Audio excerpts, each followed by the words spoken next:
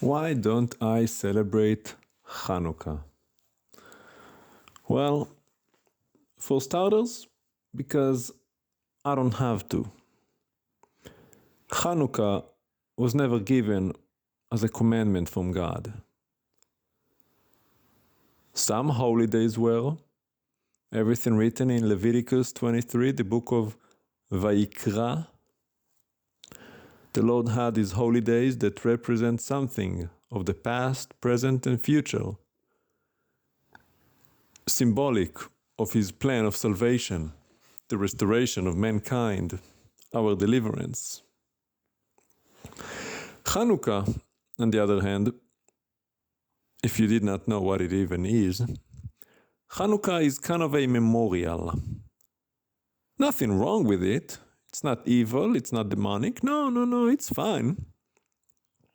However, the problem is, it is a memorial for something that happened about 21 to 2200 years ago. After the second temple was desecrated by the offering of a pig on the altar and the erection of a statue of a pagan god within the temple was polluted. And when the Judeans finally purged the temple, they wanted to revive it and lit up the menorah. Now, inside the temple, and really starting with the tabernacle, there was a lampstand, a golden lampstand that you read about in the Torah. Had 7 lamp sticks, 7 places, 7 lights. 3 on the one hand, 3 on the other hand, and 1 in the middle. 7 altogether. And it was supposed to be lit continuously, always. It was the Kohen, the priest, duty to constantly attend to it and make sure the light burns continually. So what happened after all of this craziness, where the sacrifices were stopped and the abomination that causes desolation was raised? The light went out. And to consecrate new oil takes a few days, about a week, 7 days. And so what happened was, they found only just a little bit of oil in one of the vessels that was supposed to be enough for 1 day of lighting the menorah with the 7 lights. And yet miraculously, that 1 can of oil, 1 vessel of oil, lasted them for 8 days of lighting the menorah, until the new batch of oil was consecrated and ready for the service of the continual lighting of the menorah. So it was a miracle that the light did not go out but burned continuously during that time until they were ready to prepare new oil. That's why it's called Hanukkah, meaning dedication. It doesn't really have to do with the menorah or the lights at all. The origin of this festival was exactly that, the festival of dedication, rededication, I should say, of the temple after it's been defiled. This whole ceremony of lighting the lights today started much later, actually. And the problem with it, really, a few problems. First and foremost, in English, you're not going to fully understand it, but in Hebrew, the thing we light in Hanukkah, it's not called menorah. Menorah in English, menorah. The one that was in the temple that had 7 lights. What we light for Hanukkah is called Chanukiah. Maybe you heard of it, maybe you haven't. Which has 9 candles, 9 candle posts. 4 on one hand, 4 on the other, and 1 in the middle, 9 compared to 7. And the reason is that, well, the oil lasted for 8 days. And so the celebration starts with 1 light, 2 lights, 3, 4, 5, 6, 7, 8. And the one in the middle always burns because, according to the Jewish tradition of this festival, you're not allowed to enjoy the light of those candles. So you have to have the shamash. Shamash is like the deacon, the attendant. And that's the light in the middle that you always use. You light that one first. That's the one you hold in your hand. And with that, you light the other candles and then put it in its place. So you have 8 candles and then the one that's like the attendant that is always burning. So you really on the first night of Hanukkah, you burn 2 candles, the shamash and the first candle, and so forth, until you have 8 candles plus the shamash, which is 9. And they sing all kinds of songs, and they eat jelly donuts, and they spin their dreidels, and they eat their latkes, and all of that other mess that has nothing to do with anything of God, really. Dreidel was something for gambling that they used. It has 4 corners, 4 sides, right? You spin it, whatever side falls on.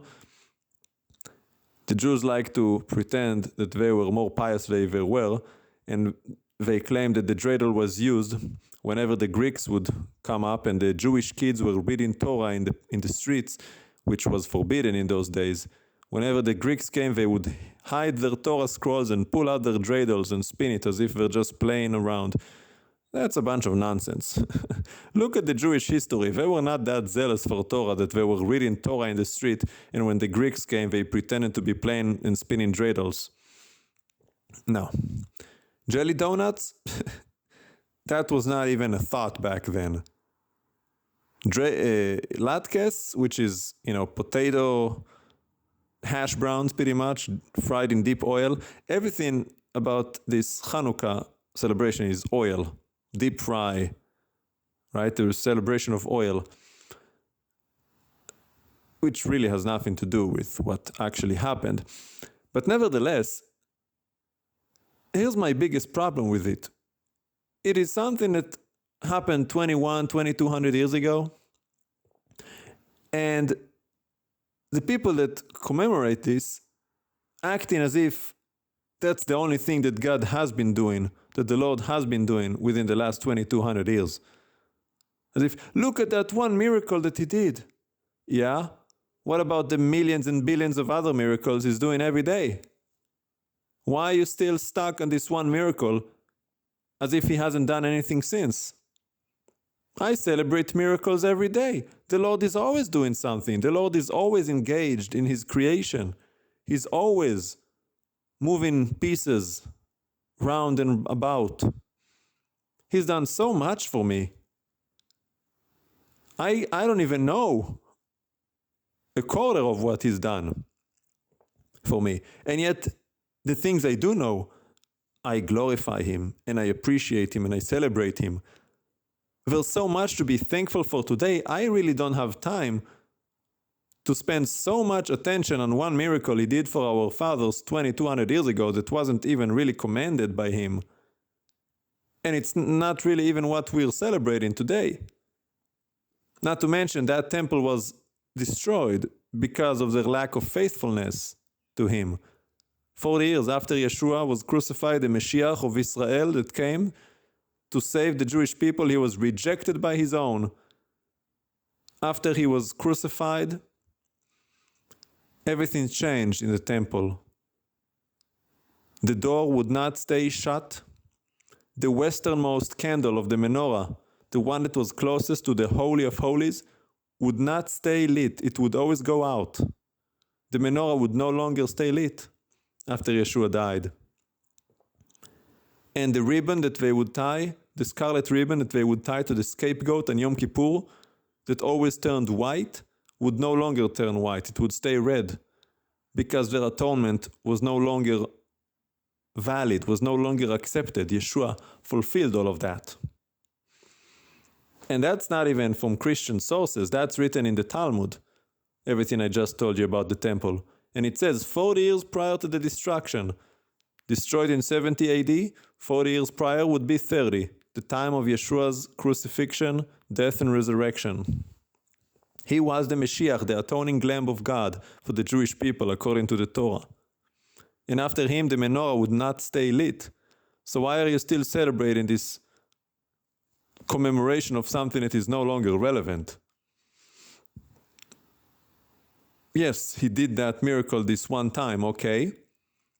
Great, give him glory, okay, but the temple is no longer even around, and we have so much more to celebrate today. Now, I'm not saying that you should not celebrate the things that God has done before, as he commanded us, the Pesach, perpetual for all generations, as a memorial for what the Lord has done. And it's a wonderful thing to remember what he has done. But then again, how many people are actually celebrating Hanukkah with the remembrance of what God has done to actually give him the glory because of their faithfulness to him? That's not the reason people celebrate Hanukkah, no. Like I said, Hanukkah today, ask any child. Because again, it's all about the children, right? I mean, the whole purpose of memorials are for the children, to pass down the knowledge to the next generation. Ask them, what is Hanukkah about? They're gonna say, lighting the Chanukiah, eating sufganiot, jelly donuts, eating levivot, latkes, and spinning sevivon, dreidel. That's it. The candles, the light, the fire. It really is a worship of fire. I have family members, they all love lighting the Chanukiah. Some of them light even 4 Chanukiahs. They just love fire. They get a thrill out of firing candles. It's a worship of fire, a celebration of lights. Has nothing to do with God. It's the worship of lights. That's what the Zoroastrians did, the worship of fire. It's not about God at all. They don't even believe in God, but they all love celebrating Hanukkah for some reason. And I want none of that, because I actually do love the Lord. So it's not that I dismiss Hanukkah because I don't believe in what he did. No, it's the opposite. I do believe in what he did, and I thank him for it, and that was something that happened 2100 years ago. I'm focused on what is going on today. It's like people who still mourn over the destruction of the temple. That was 2,000 years ago. Let it go. It's over.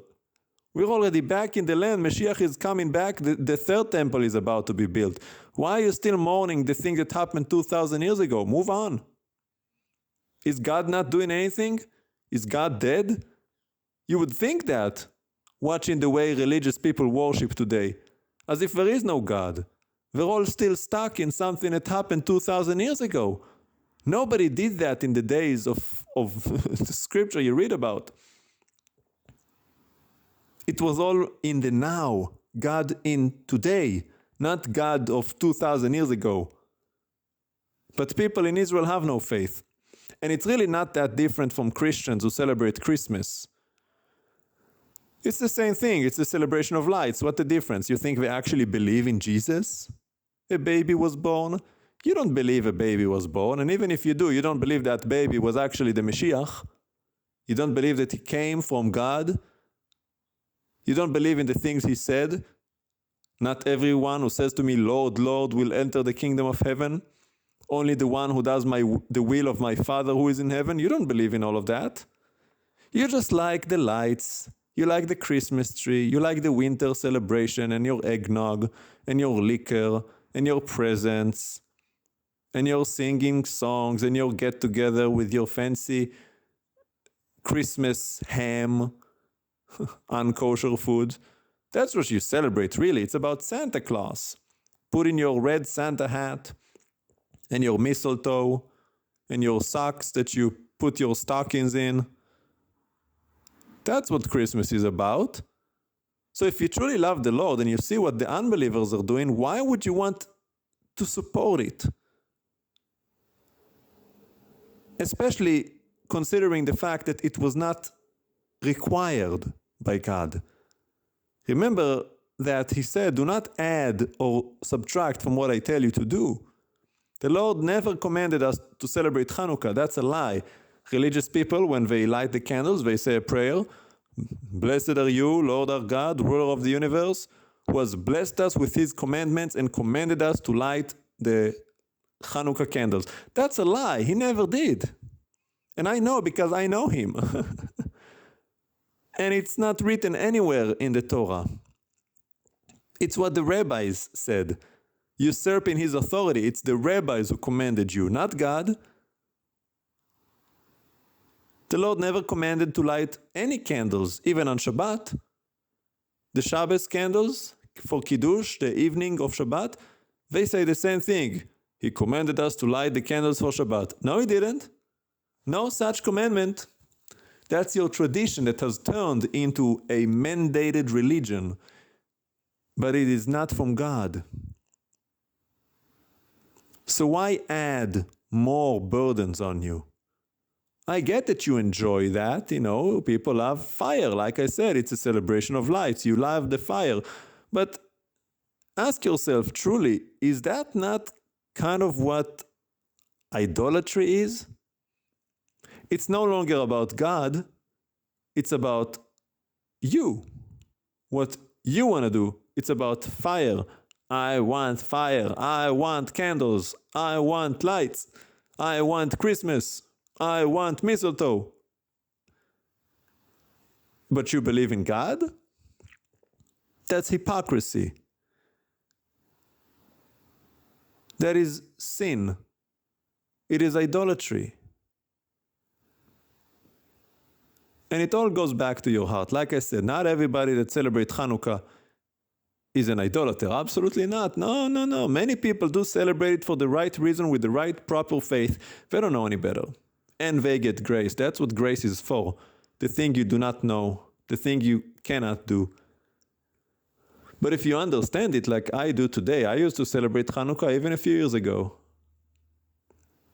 Until I came to this realization, I'm like, what am I doing? This is not from God. This is another man-made tradition in the name of God. Much like the Pharisees with the washing of the hands, that they rebuked the disciples of Yeshua in front of him. And he told them, why are you so consumed with the washing of the hands? That's not what makes you unclean. It is the thing that come out from inside of you that makes you unclean, because as the mouth speaketh, so it is in the heart. Traditions of man. You forsake the commandments of God for the traditions of man. And that's exactly what Hanukkah is, a tradition of man. And that's why I do not celebrate it. As for you, you can do whatever you want. Well, as Guy just said, the traditions of men that get roped in to the traditions of God, the things that God actually wants us to do and tells us to do. And there's more excitement for the traditions of men than there ever is excitement for the traditions of God. You would think that Christmas would be the biggest day for all of the ministers and ministries of God, that their primary focus would be giving gifts, financial and otherwise, to God's work, God's ministry, to the purpose of salvation, redemption, and the messages, as were the gifts given to Yeshua, to his parents, Joseph and Miriam, who were going to be taking care of him. Gold, frankincense, myrrh, given as a gift for the salvation, for the care of the child and the family. You would think that that would be the biggest time of the year, where everyone is looking how they can give gifts to the Lord. Instead, it is how we can get someone to give us presents wrapped in boxes and bows.